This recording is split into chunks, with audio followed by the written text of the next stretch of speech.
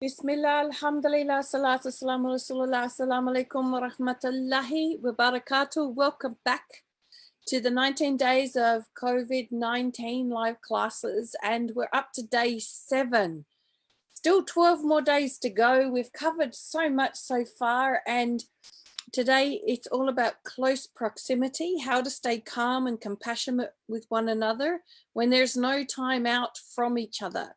And it really seems appropriate to discuss this topic right now because I'm hearing a lot, especially from mums who are struggling with having everyone under their feet, subhanAllah, and not having any time out from the constant demands of family.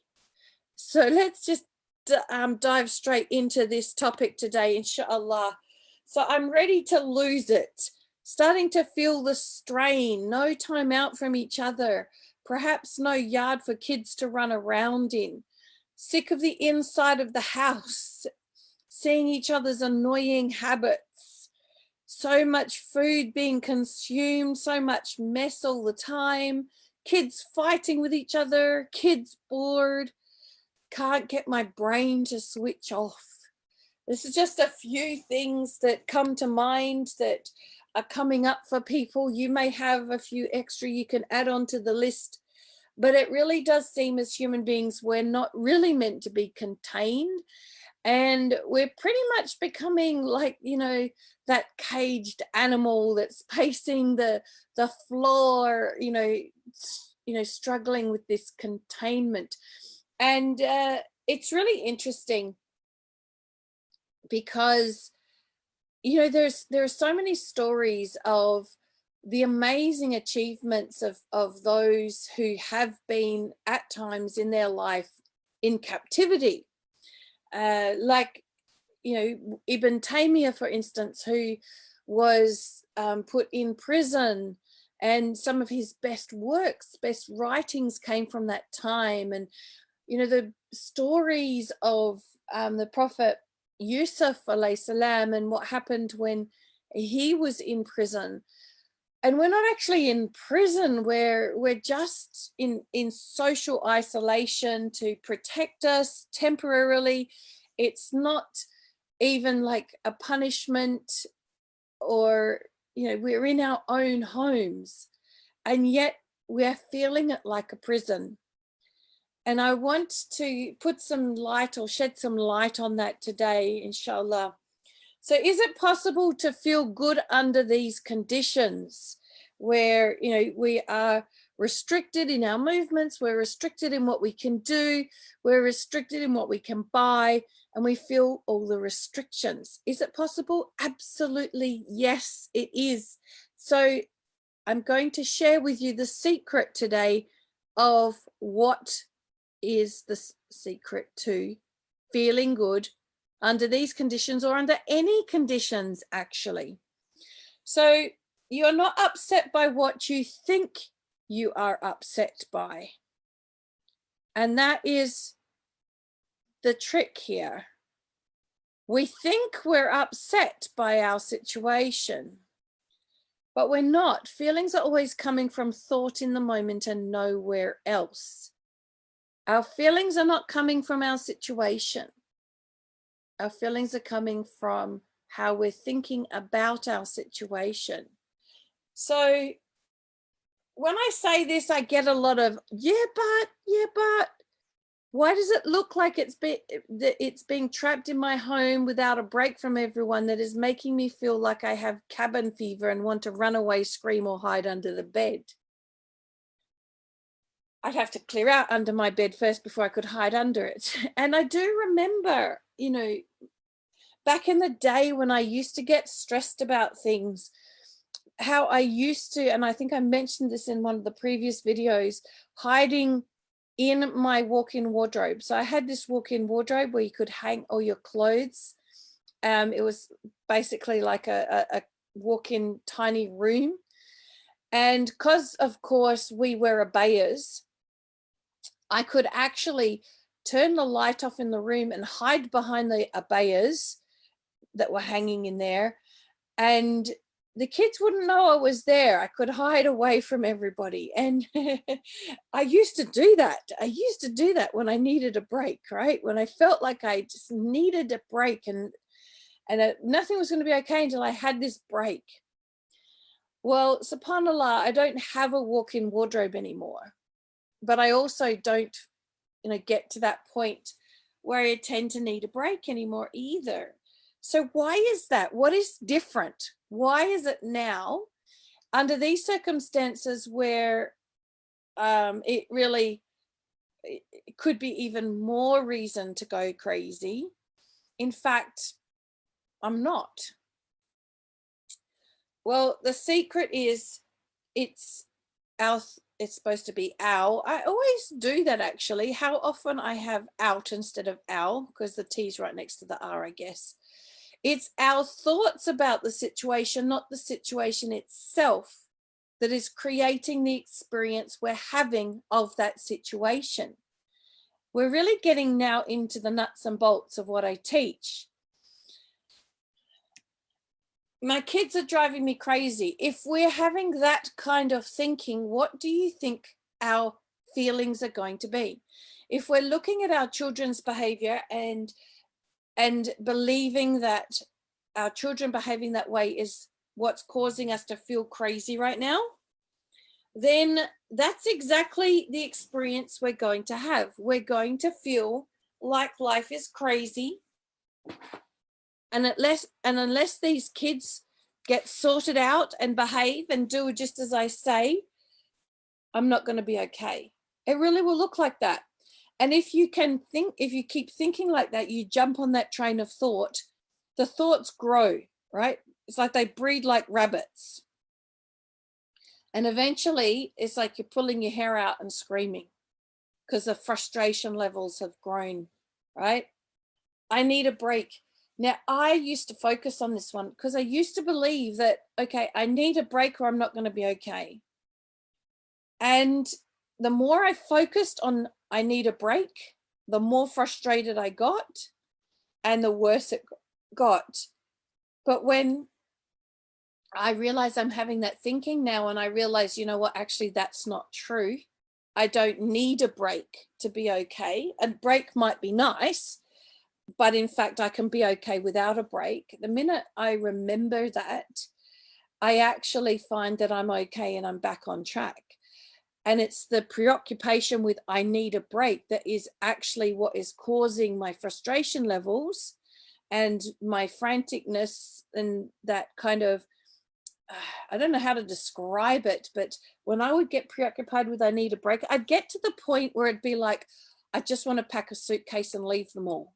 I really would get to that stage, subhanAllah.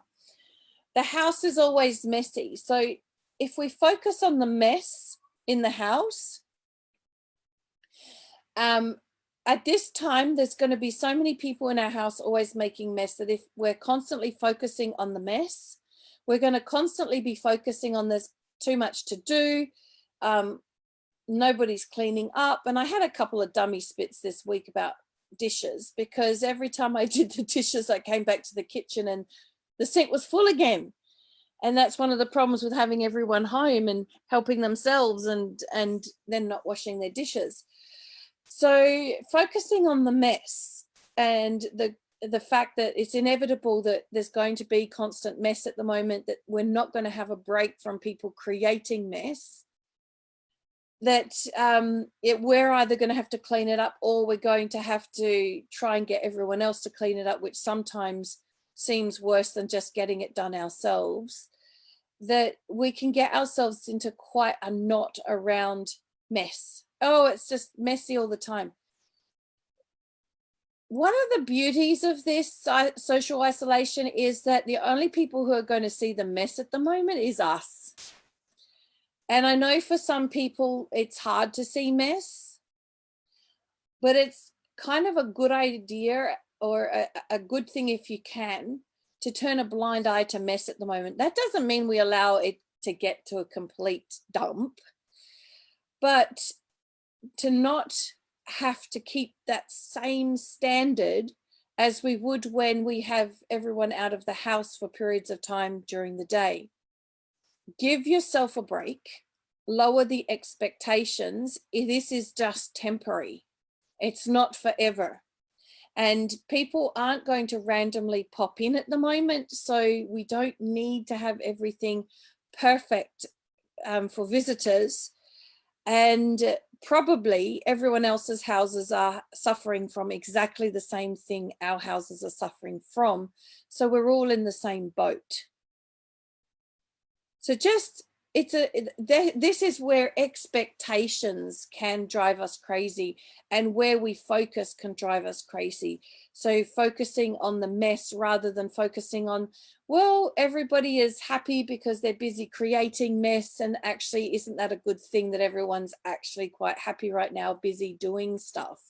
Because if people are creating mess, then there's a good chance that they're not just stuck to devices. And that wouldn't be so good. You know, that could be the alternative, is we could have a perfectly clean house, but we could have brain dead family because everybody's stuck on devices constantly. So it's about perspectives, isn't it? I can't think with all this noise. And, you know, working from home has been so much more challenging. And I've had so much work to do because with this change that's hit us really quickly, working from home, well, everybody has had to pivot very quickly. But my source of income was with, my regular source of income was with working with a school, and the school shut down. And so that income was taken away instantly. And so I have to pivot very quickly on how, as a family, I can support my family working from home. And yet I'm trying to do that with extra people under my feet, extra noise, because a lot of my work is like what I'm doing right now, is teaching you, it's having live sessions, it's recording videos. The other day I was recording videos for, you know, the welcome email, not welcome emails, for the welcome areas of my programs and things that I am going to share with you very soon, inshallah, when I finish putting it all together. And yet I had to keep recording over and over and over again because of all the interruptions, all the noise. And so I don't have the quiet house I'm used to for getting these sorts of things done. I don't even actually, because there's 6 of us living in this house and it's only a 3-bedroom house, I don't actually have an office to work in. And the area which I work in, basically it's the edge of the lounge room that I've partitioned off using a cupboard. So it's not soundproof because from the top of the cupboard to the ceiling is a huge gap. So really it is part of the lounge room. It's right next to the front door. So anyone who comes and goes is slamming the door. So that usually interrupts my recording. So there's banging going on. And it's also right next to the kitchen. So when people decide to blend smoothies and all that sort of thing, I get all the noise. So I get it. I get it that it is really hard with all the noise. I don't have a space at all to even do my work in that is free from the kids. But I have a choice, you know, I can focus on I can't, or I focus on what I can do. And yes, when it's really noisy, it is hard to think. So I just do the things I can do when it's noisy, and when it's quiet, I'll do the thinking things. So sometimes it's about our expectations and just shifting them around and being flexible. And I won't be able to get my work done. Well, I kind of just covered that with what I was just saying. I have been able to get my work done. The other night I worked till 3 in the morning. So yesterday's video, I might have sounded a bit less energetic. It was because I'd only had about 2 hours sleep, because I went to sleep after 3 in the morning because I just got on a roll. It was quiet. Everyone else was asleep. And I thought, all right, I'm going to get this done. And I did. I got lots done and it was really helpful. Admittedly, I didn't get much done yesterday because I was so tired. So there is a fallout from it, but I'm just trying to go with the flow and navigate my way around it. And certainly don't recommend taking nights out from sleep, especially at my age, because I don't bounce back as quickly. So yesterday I went easy on myself, and even though I had expectations on what I had to finish yesterday and I didn't do it, I've just woken up today more refreshed because yesterday I took it easy. So again, you see, it's not my situation, it's how I look at it that is creating my experience. Ramadan is not going to be the same this year. Well, that is a fact. But we can focus on that from the perspective of, this is tragic, no Taraweeh, no iftars, or we can look at it from a completely different perspective and see how as a family we can create our own Ramadan experience. So I'm doing a whole thing on Ramadan rituals, and that's going to be towards, I think that's going to be actually on day 18, the second to last day, because it's going to be pretty close to Ramadan by the time we get to that session. So Ramadan isn't going to be the same. But if you focus on that as a negative, then you're going to feel upset and frustrated about that. I don't think I can cope with this. Believing that and focusing on that is, firstly, it's not true. And secondly, it just creates the experience of not coping.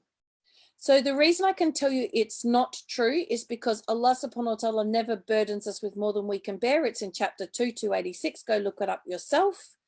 So if we do believe in the Quran, and we do believe that the Quran is the word of Allah, and we believe what Allah says, we have to believe that we can cope then, right? But if we focus in on not coping, then we will not cope. So, they say, if you say I can or I say I can't, you'll be right. Well, if I say I can cope, I'll be right. If I say I can't cope, I'll be right, right? I'll be right, because it's our thinking that is creating our experience of it, subhanAllah. Nothing is how I want it to be. Do you know what? That's actually the way it's always been. It's just that it's now amplified. If we think about it, we're constantly having plans, and Allah subhanahu wa ta'ala has a different plan. And we're always pivoting the fact that our plan and Allah's plan don't match quite a lot of the time, and we're having to navigate that. But at the moment, it's really amplified, really magnified. It's really loud that nothing is the way we would want it to be right now. And this is a test. This is a test. Are we going to accept the qadr of Allah and just get on with it the best as we can? Or are we going to fight it?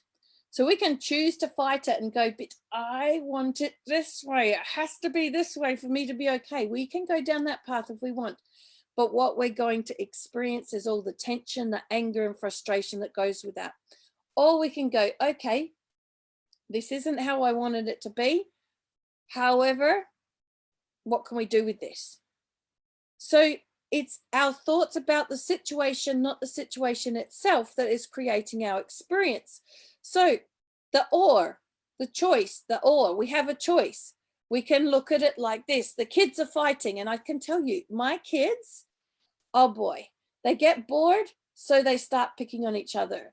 I have these spray bottles of water, which are good for the ironing, damp something down so it irons easier. Not that I like doing ironing at all, but or I had them in summer because we don't have very good air conditioning. I would spray it on myself and then sit in front of the fan, and it would cool me down because I'm a bit menopausal, and so my body heat is often escalating, and so it was uncomfortable in summer.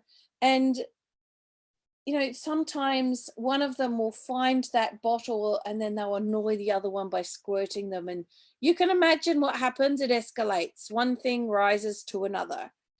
And we've had quite a few moments like that over these last couple of weeks because they get sick of each other too. So instead of seeing it as a problem, let's see it as, okay, there's tension. Let's ease the tension. What can we do? Perhaps we'll have a pillow fight. Or a noodle fight. Now, a noodle fight is not that we get 2-minute noodles and throw them at each other. Not suggesting that at all, because I know I would hate to clean up the mess associated with that, even if it would be heaps of fun. Plus, of course, it's not okay to waste food. The noodles I'm talking about are pool noodles. You know, those long, big, long pool noodle things that you can use to float on in the pool. I cut them into thirds. Thirds is about the right length. Half, they're a bit long still, but thirds, they're about the right length that you don't end up accidentally knocking things off shelves playing with them. And I get the hollow ones because they have a bit more air resistance and they don't tend to hurt as much. Actually, the hollow ones don't tend to hurt at all. And because they're hollow, they make a great whacking sound. So they're actually more fun than a pillow fight, because they make a wonderful whacky noise. And so if you play this game where you try to whack each other on the bottoms, we sort of aim for bottoms to try and backs to try and keep it as safe as possible. But as I said, they don't really hurt. It makes this great kind of whack sound like you've really hurt someone. And then as the adult, you really ham it up and you go, oh, that hurt. And you make it really fun and the kids laugh and then the tension breaks. So a bit of craziness to break the tension when you have the kids fighting is actually the quickest way out of it. So see, kids fighting can be either, oh my God, the kids are fighting, I've got to get out of here, I can't cope with this. Or the kids fighting can be, we've got a bit of tension, let's have some fun and get rid of the tension. And I tell you what, sisters, or if there's any brothers listening to this, having a bit of fun as adults is really cool too. It breaks our tension as well. I have lots of work to do. How can I effectively make that happen? Perhaps I'll just get it done as I can. Be flexible. So instead of having rigid thinking of, I have to work between this hour and this hour, I have to do this between this hour and this hour. And I know that for some people working from home, you have deadlines that you have to meet, and that is challenging. But getting stressed about that actually doesn't help you get it done. And what I found is, even with deadlines, that there's a couple of things. One is when I just remember that there's all the time in the world and just focus on the one thing I'm doing at a time, that interestingly, Allah subhanahu wa ta'ala facilitates for me to actually finish it on time. Or the alternative is I don't finish it on time and the world didn't fall apart. Actually, everything was okay. So the stressing about what we have to get done and when we have to get it done by is what creates the stressful experience. Just getting things done, just doing what you can, just starting and getting as far as you can before the next interruption, you actually find yourself moving forward. It may not be the way that you are used to. It may not be as effective as what you're used to, but you will still be getting there, albeit in a messier way. As I've still been getting there. I've still been able to come to you live every day, despite the challenges. And there have been challenges every single day pretty much in being here for you each day. It's getting really messy. Does it really matter? So I already kind of covered that focusing on the mess is creating the stress around mess. Does it really matter? Asking ourselves the question, does it really matter if everything's a bit messy? I want to tell you something really interesting. So when I've been in, even me, in some more rigid thinking about how things should be, that word should is the clue, right? When we're thinking in terms of things should be, or people should be, or we should be a particular way, we've got some rigid expectations in there. And those rigid expectations can be where we get our frustrations when things aren't that way, right? So when I had these shoulds going on around my kids' bedrooms and the way they looked, when I wanted my kids to clean their rooms and do their rooms, it came out very shouldy. I'm not sure that that's a real word, but I'm going to use it because it really fits it. Shouldy means like naggy or agitated, or in that tone of voice that kids don't like to hear, right? You know what, subhanAllah, my child that is,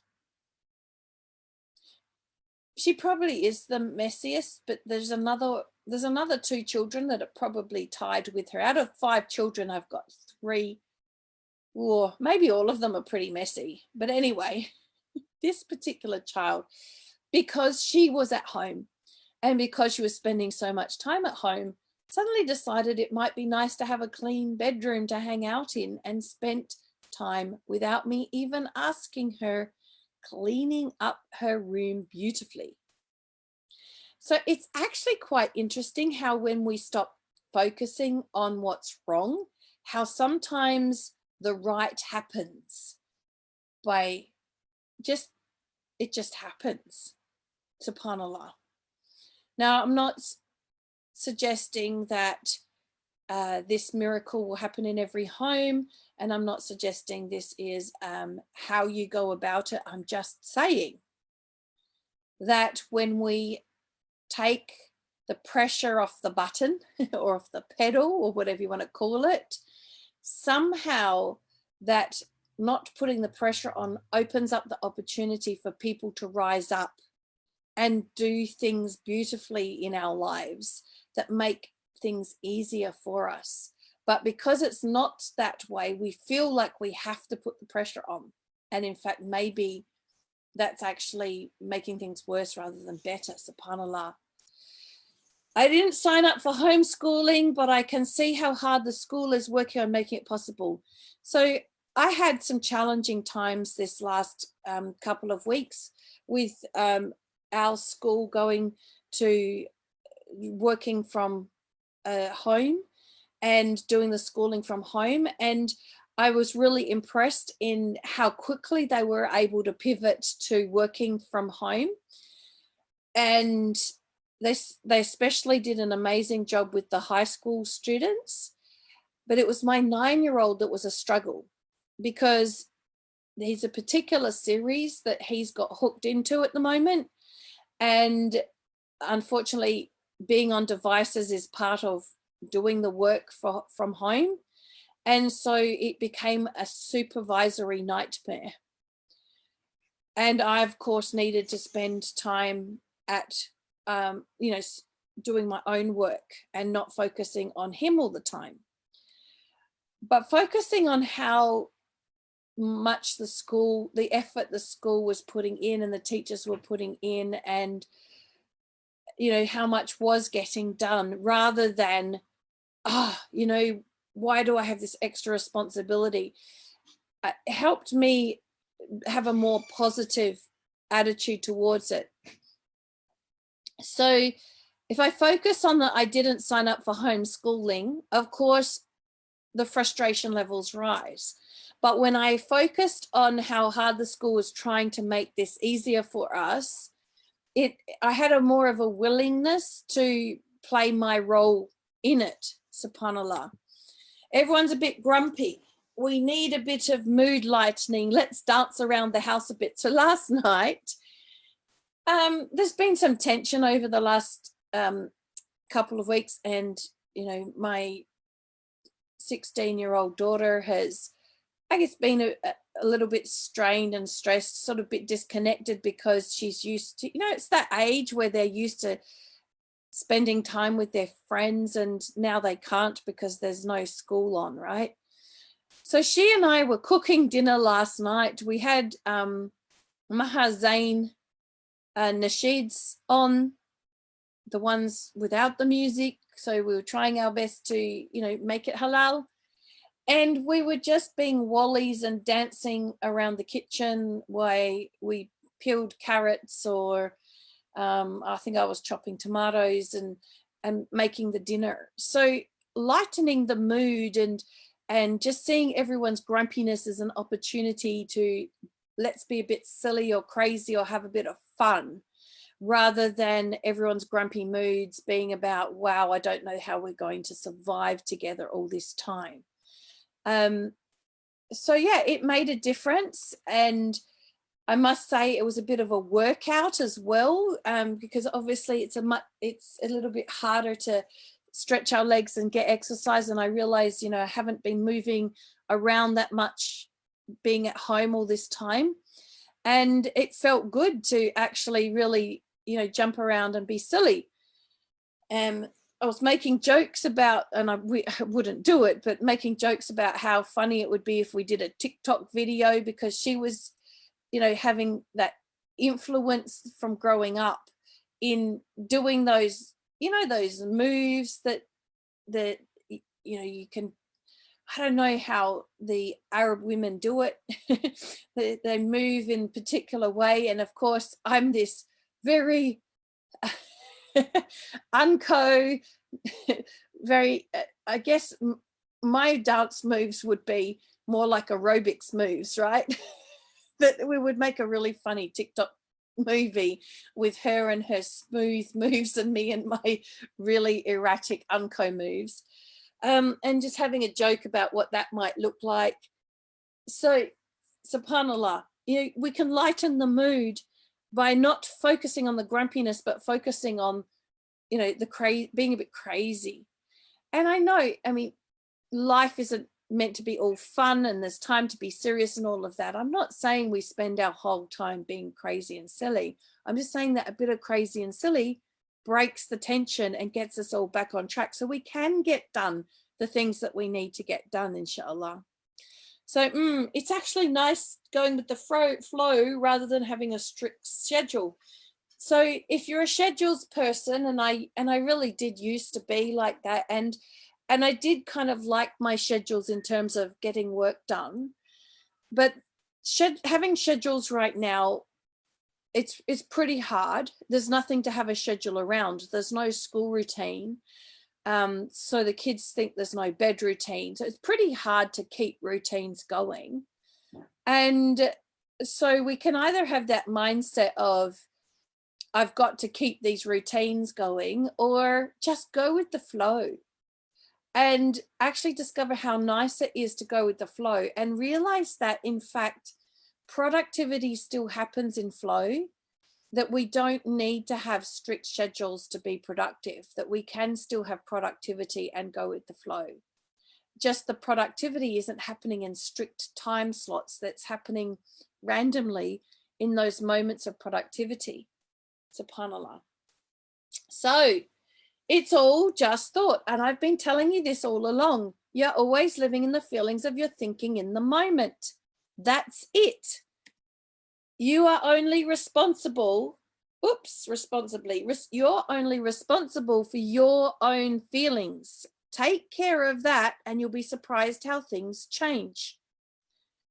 If you want to be okay and in close proximity with everybody else and have confidence and calm and compassion for the people around you, just take responsibility for your own feelings. If you're feeling tense, stressed, anxious, fearful, depressed, angry, frustrated, anything else you want to add to that list, then obviously you've got some thinking going on that is creating that experience. Don't blame it on the situation. Don't blame it on the virus. Don't blame it on the people that you're hanging out with in close proximity. Just realize it's just some thinking. And just like clouds pass in the sky, if you don't jump on that train of thought, that thought will pass too. That thinking will move on. And you'll have new thinking come through and experience something different. Now, we probably don't want to be jumping from the anxious train to the stressed train to the depressed train to the angry train to the frustrated train. That's not what I mean. I mean, just jump off the train, back onto the platform. And if you find yourself, you've jumped onto the frustrated train, jump off at the next stop. You don't have to stay on that train. You can choose to jump off and get on the I'm happy train, or the I'm in a wacky-do mood and let's have a bit of fun train. Or you could choose to get into the, you know what, I'm just going to do nothing train. We're allowed to do nothing sometimes. Our body, our brain needs time out. We weren't created in this life to function constantly. We were created to rest, to pause, to reflect. Look at the Prophet ﷺ. He would go in a cave and reflect. He would take himself away to reflect. It's a little tricky right now. Be creative. You know what? When I really get desperate for just some quiet time without interruptions, I go and have a shower because I can lock that door. It's the only door in the house I can lock. And when the water's running, I can't hear what they're saying from outside the door. So when they start talking to me, it's like, I can't hear you. And I'm just on my own with the sound of running water for a bit. So be creative, take responsibility for your own feelings, and you'll be surprised how much things change and how okay you can actually be in lockdown, inshallah. So if you found this beneficial, interesting, insightful, inspiring, make sure you share it with others. Everybody deserves to be okay under these situations. 19 days, cov19.com. Please share this. We have been having some sharing. Maybe, you know, there's 10, 20 new people each day getting access to this. But there's like 1.8 billion Muslims on this globe.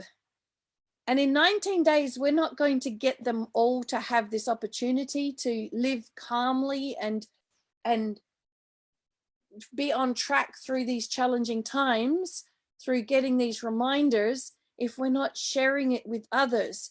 Just imagine if you sharing this link and people listening to what I'm teaching here right here actually took them from that chaos into that calm, that you took that challenge away from them by giving them this opportunity.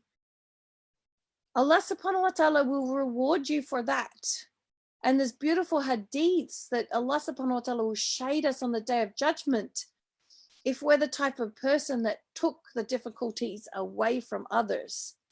And right now, mental health difficulties is key, are escalating, rising.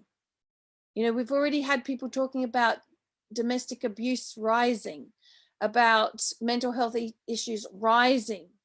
Okay, let's be part of the solution. Please share this link, share the YouTube video if that's what you have access to, and let's share the khair, because honestly, everyone deserves to be sane through this challenging time, and it is possible for every single person to get through this sanely, inshallah.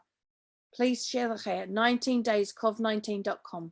سبحانك اللهم بحمدك أشهد أن لا إله إلا أنت أستغفرك وأتوب إليك. السلام عليكم ورحمة الله وبركاته.